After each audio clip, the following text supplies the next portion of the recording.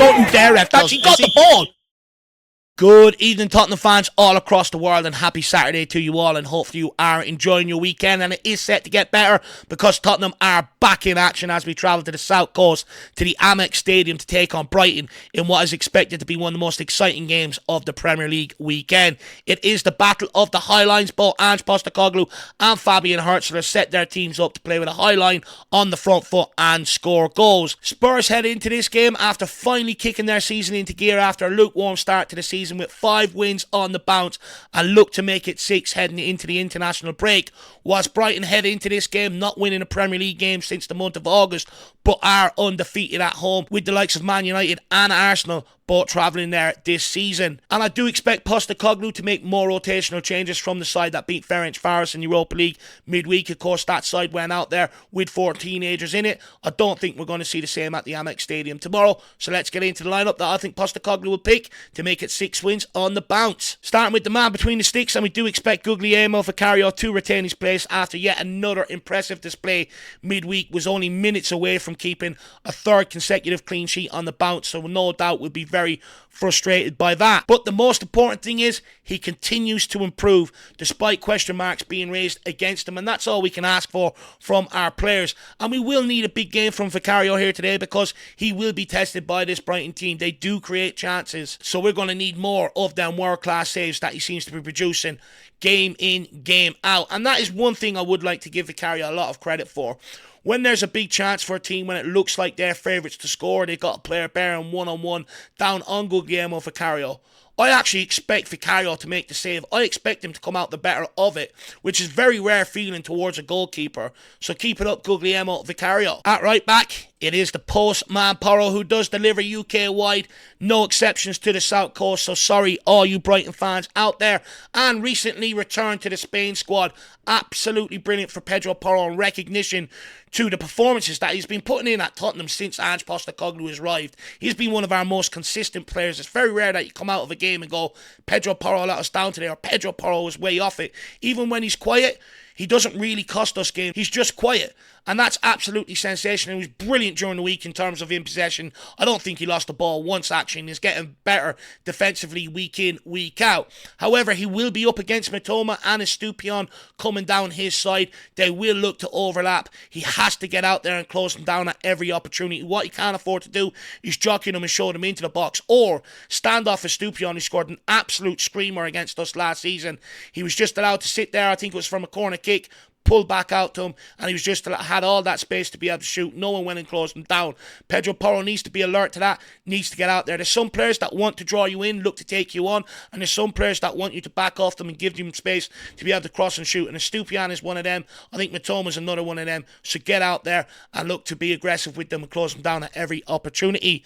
Moving on to left back, and I do expect Destiny Udogie to return to the side. Postecoglou did say he expects him to be fit for this game. However, if he is not, I would expect Jed Spence just to slot right in there. I think Destiny Udogie has been absolutely superb for Tottenham Hotspur this season, especially against Man United. What a performance down that left-hand side, and hopefully he can hit similar levels here again against Brighton today. Moving into left-sided centre-back, and Van de Ven will slot straight back in here after being rested midweek. I think it was the right decision by Postecoglou to rest him and have him fully fit for this game, because we will need his recovery pace for that high line. Brighton will have some quick players looking to get in behind and exploit that, so we're going to need a fully fit and focused Van de Ven.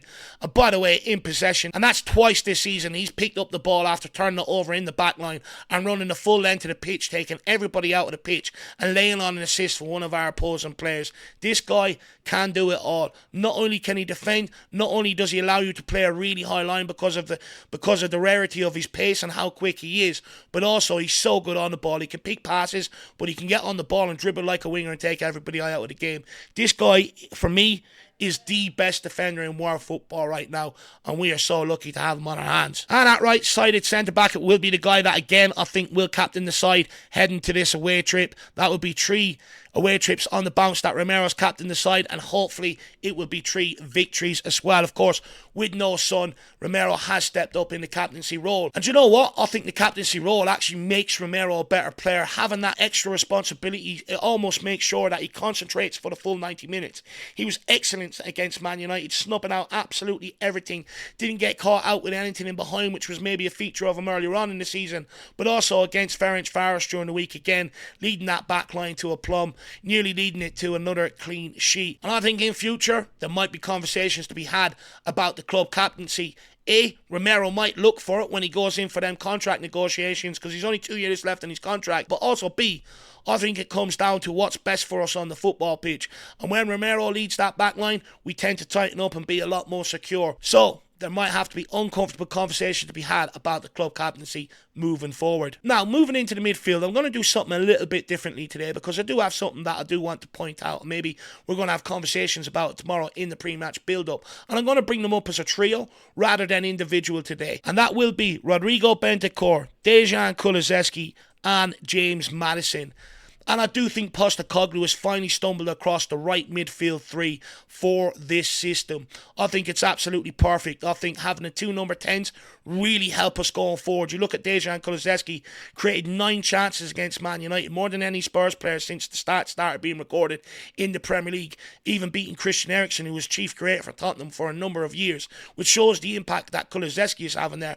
And I also think he brings the very best out of Brennan Johnson because of Kulusevski's nature, because of his tight footwork, because he's such a big guy and hard to knock off the ball. He draws players in, draws players from out wide into him, which then frees up Brennan Johnson on these overlapping runs. Kulusevski can feed him, which then gives Johnson time to be able to pick his shot and his finish. And I think it's absolutely reaping rewards.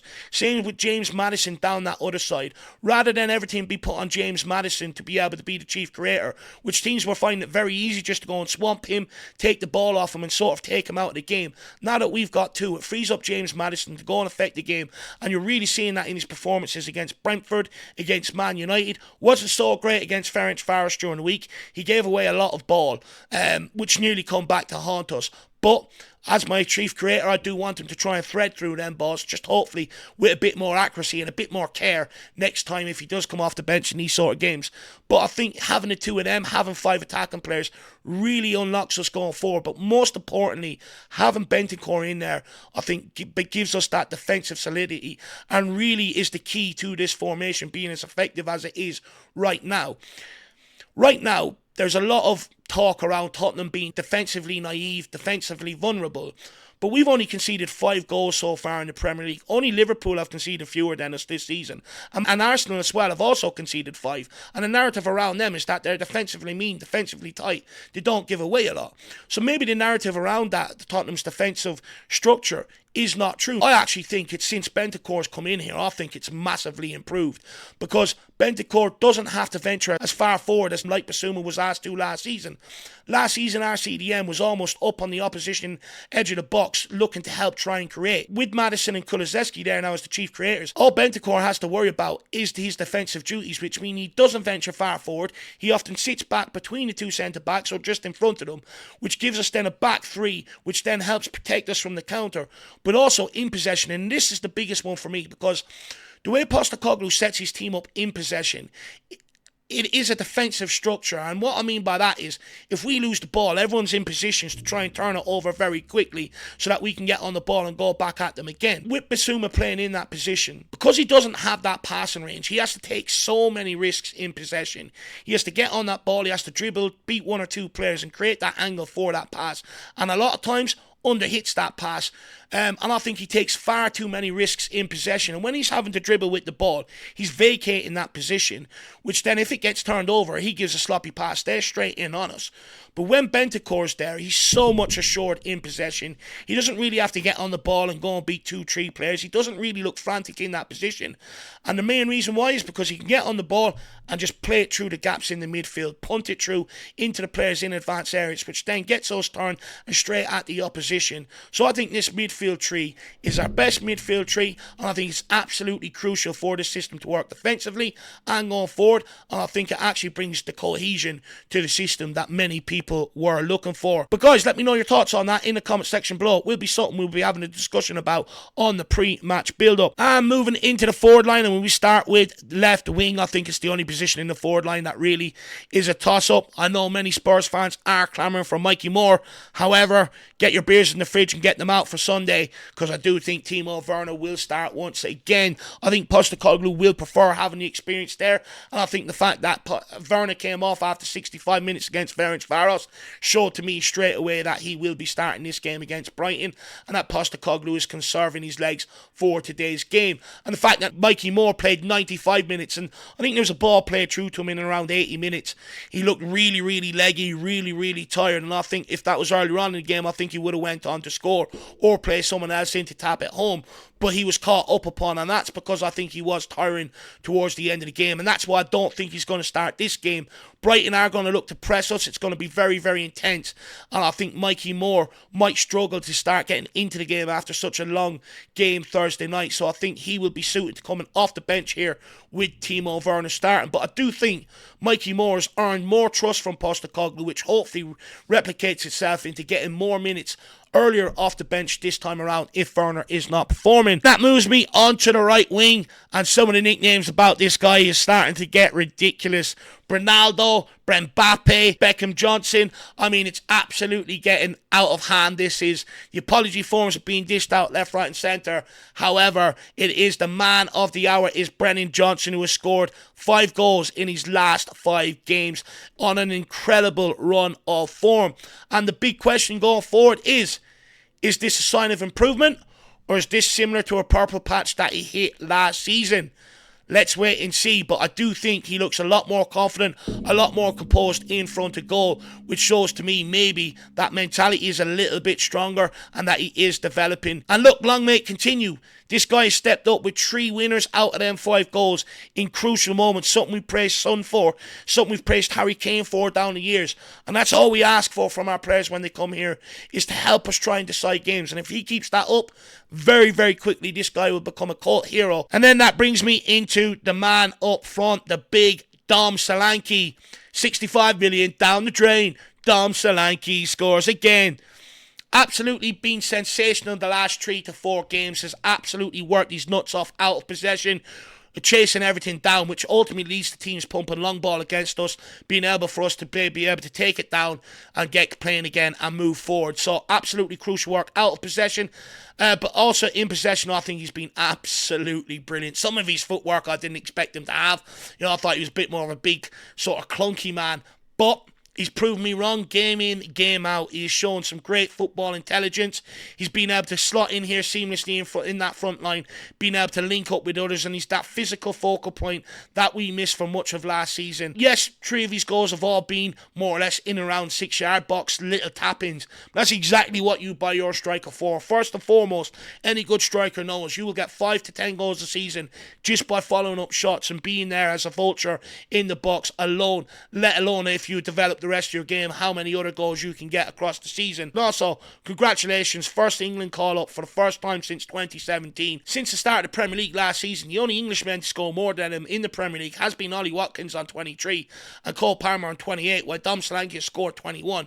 So you can see exactly why he's been called up, and hopefully Dom Solanke realises that as well. Hopefully he's not sitting there going, oh, it's only because Ivan Toney's fucked off out to Saudi. No, you've been called up because you've been on form for the last year and a half, and you're the next guy in line and you deserve it. So hopefully he scores here, takes his opportunity and heads into the international break with a lot of confidence. So guys, that's my predicted lineup. Please let me know yours in the comment section below, along with your thoughts. As you know, I do like to read them, and most of the time try and respond to every comment as well. So please get them in the comment section below. If you do enjoy these, please smash that like button as well. If you're new, smash that subscribe button. We've got plenty of great content on offer for you guys here. That's it from me. I need to go to bed early. It's a big game tomorrow. Come on, you Spurs. In the big hands we trust. We never stop.